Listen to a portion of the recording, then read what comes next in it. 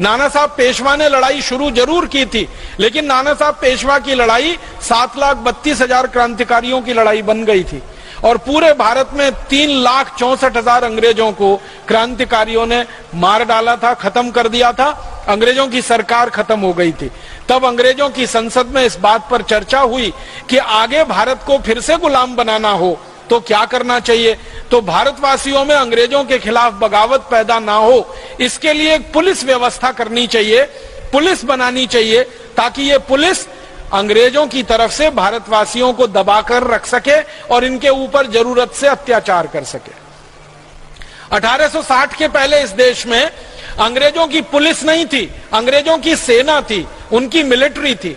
1860 के बाद उन्होंने सेना के साथ पुलिस की भी स्थापना कर ली और इसके लिए पुलिस एक्ट बना और इसमें अंग्रेजों ने कानून बना दिया कि जो भी पुलिस अधिकारी होगा वो भारतवासियों पर कितना भी अत्याचार कर सकेगा, लाठियों से मारेगा, लाठियों से पीटेगा और अगर कोई भारतवासी उसमें मर भी जाए तो अंग्रेज अधिकारी को कोई दोष नहीं लगेगा, उसको कोई दंड नहीं होगा। ऐसी व्यवस्था की थी।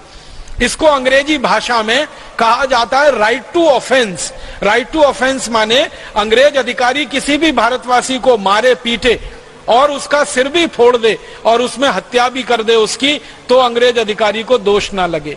ऐसा नियम राइट टू ऑफेंस। और भारतवासियों को कोई भी मारपीट अगर हो रही है तो उससे अपना बचाव करने का मौका ना मिले, ये राइट टू ऑफेंस। अगर अंग्रेज अधिकारी लाठियों से पीट रहा है, आपने उसकी लाठी पकड़ने की कोशिश की तो आपके खिलाफ मुकदमा बनेगा, अंग्रेज के खिलाफ नहीं बनेगा। ऐसी व्यवस्था उन्होंने की इंडियन पुलिस एक्ट में। इस कानून को 1860 में लागू किया गया और इसी कानून की ताकत से भारत के क्रांतिकारियों पर भयंकर अत्याचार किए गए। एक उदाहरण तो मैं जरूर दूंगा आपको। हमारे देश के एक महान क्रांतिकारी थे लाला लाजपत राय। उत्तर भारत के सबसे बड़े क्रांतिकारियों में उनकी गिनती हुआ करती थी। उस समय लाहौर भारत का अंग था, पाकिस्तान का बंटवारा हुआ नहीं था, तो लाहौर में लाला लाजपत राय अपने क्रांतिवीरता का काम किया करते थे। अंग्रेजों ने एक कानून बनाने के लिए कमीशन नियुक्त किया था, उसका नाम था साइमन कमीशन। वो भारत आया था और भेजा गया था उसको कि कुछ और कठोर कानून भारत में बनाकर लागू किए जाएं। तो साइमन कमीशन का विरोध करने के लिए लाला जी ने एक जुलूस निकाला था, निहत्थे लोगों का जुलूस था, शांति प्रिय जुलूस था। उस जुलूस पर अंग्रेजों की पुलिस की तरफ से लाठियां बरसाई गईं और अंग्रेजों की पुलिस ने जुलूस पर जब लाठियां बरसाई तो एक अंग्रेज अधिकारी हुआ करता था, उसका नाम था सैंडर्स। सैंडर्स ने जानबूझकर लाला लाजपत राय के सिर में लाठियां मारी। एक लाठी मारी, दो मारी, तीन मारी, 4, 5, 6, 10, 11, 12, 14 लाठियां मारी। परिणाम क्या हुआ? लाला जी के सिर से खून ही खून निकलने लगा।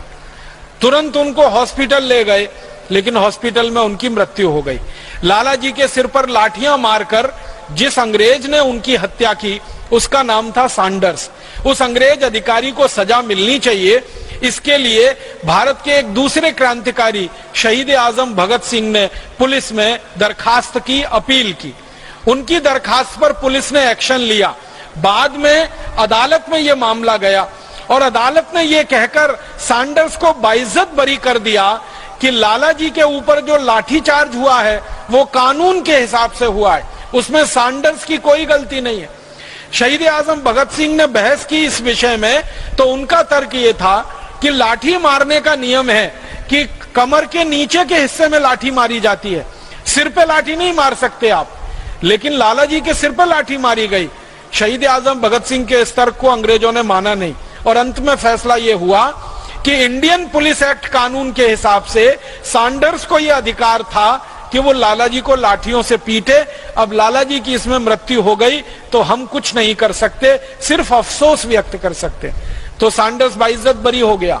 तो भगत सिंह को गुस्सा आया और भगत सिंह ने यह संकल्प लिया कि लाला जी की हत्यारे सैंडर्स को अंग्रेजों की प्रशासन ने, अंग्रेजी न्याय व्यवस्था ने दंड नहीं दिया है। मैं संकल्प करता हूं कि सैंडर्स को मैं दंड दूंगा और इसको वहां पहुंचाऊंगा जहां इसने लाला जी को पहुंचाया।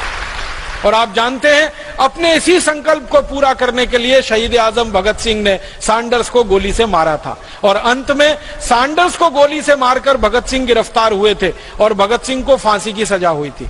जब भगत सिंह को फांसी की सजा हुई उसके काफी दिन पहले वो लाहौर की जेल में बंद हुए थे और उनसे बहुत लोग मिलने जाते थे।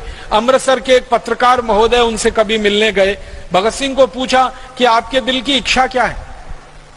भगत सिंह ने कहा कि मैं तो फांसी चढ़ रहा हूं, देश के लिए शहीद हो रहा हूं, लेकिन मेरे जाने के बाद मैं भारत के नौजवानों से एक ही अपील करना चाहता हूं, वो ये कि जिस अंग्रेजी कानून के चलते लाला लाजपत राय की हत्या की गई थी, उस इंडियन पुलिस एक्ट कानून को भारत के नागरिक और नौजवान आजादी की लड़ाई के समाप्त होने से पहले खत्म करा देंगे। ये मेरे दिल की इच्छा है, ये मेरी भावना है।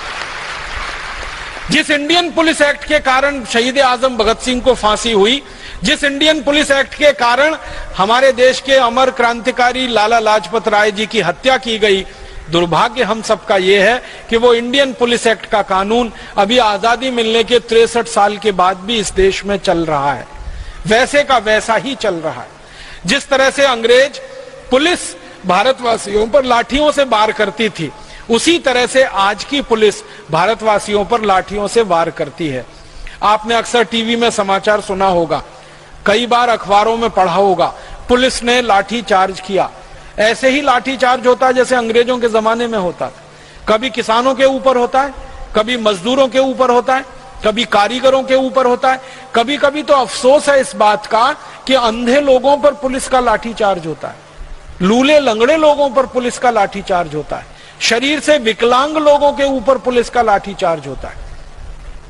कई बार मैंने टेलीविजन पर मेरी आंखों से देखा है कि किसान पानी के लिए कोई अपना जुलूस कर रहे हैं, धरना कर रहे हैं, प्रदर्शन कर रहे हैं, पानी मांगने वाले किसानों के ऊपर गोलियां चलाई जाती हैं और किसान उसमें मारे जाते हैं।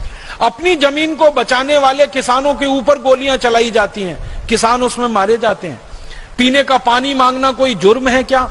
अपने खेतों के लिए पानी की व्यवस्था की मांग करना कोई जुर्म है क्या? कोई अपराध है क्या, जिसके लिए पुलिस इतनी बड़ी सजा देती है कि किसानों को गोलियों से मार देती है, लाठियां मार मार के उनको लूलुहान कर देती है।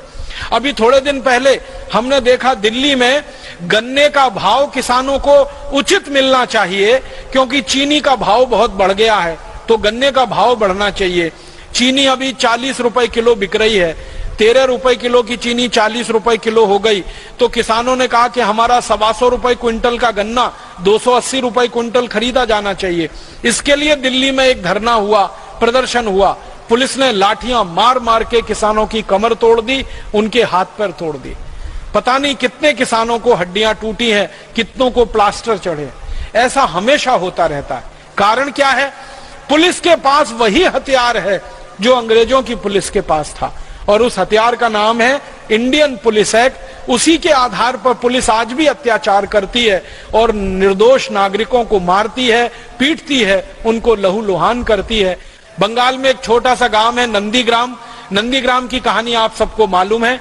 जबरदस्ती किसानों से जमीन छीनकर विदेशी कंपनियों को बेचने वाली वहां की सरकार के खिलाफ किसानों ने एक मोर्चा खोला था। बंगाल की पुलिस ने इतनी गोलियां चलाई थी कि 20 किसान नंदीग्राम में एक दिन में मार डाले उन्होंने। और जिन किसानों की पत्नियों, बहनों और बेटियों ने उस आंदोलन में भाग लिया अपनी जमीन बचाने के लिए, बंगाल की पुलिस ने उनके ऊपर इतनी बर्बरता ढाई कि माताओं, बहनों, बेटियों से बलात्कार किए उन्होंने।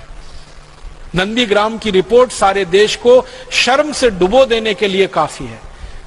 हमारे देश में आजादी के 63 साल के बाद भी हमारी पुलिस वैसे ही अत्याचार करे मां, बहन, बेटियों पर जैसे कभी अंग्रेजों की पुलिस किया करती थी। तो हम कैसे कहें कि हमारा देश स्वतंत्र हो गया है? कैसे कहें कि हम स्वाधीन हो गए? मुझे तो बहुत दिल में इस बात के लिए क्रोध आता है कि शहीद आजम भगत सिंह को हम कौन सी श्रद्धांजलि अर्पित करें, लाला लाजपत राय को हम कौन से श्रद्धा सुमन अर्पित करें। उनको हम ये कहें कि लाला लाजपत राय जी, आपकी हत्या जिस अंग्रेजी कानून के चलते हुई थी, आजादी के 63 साल के बाद भी उस कानून को हम बदल नहीं पाए। शहीद आजम भगत सिंह को हम ये कहें कि जिस कानून के चलते आपने फांसी का फंदा चूमा था, अपनी पूरी भरी जवानी को देश पर लुटा दिया था, उस अंग्रेजी कानून के खिलाफ अभी तक हम कोई सफल लड़ाई नहीं लड़ पाए। उस अंग्रेजी कानून को हम खत्म नहीं करा पाए, समाप्त नहीं करा पाए। ये बहुत क्षोभजनक है, बहुत ज्यादा दुख देने वाला है, क्रोध पैदा करने वाला। ये एक उदाहरण नहीं है, ऐसे बीसियों उदाहरण है। एक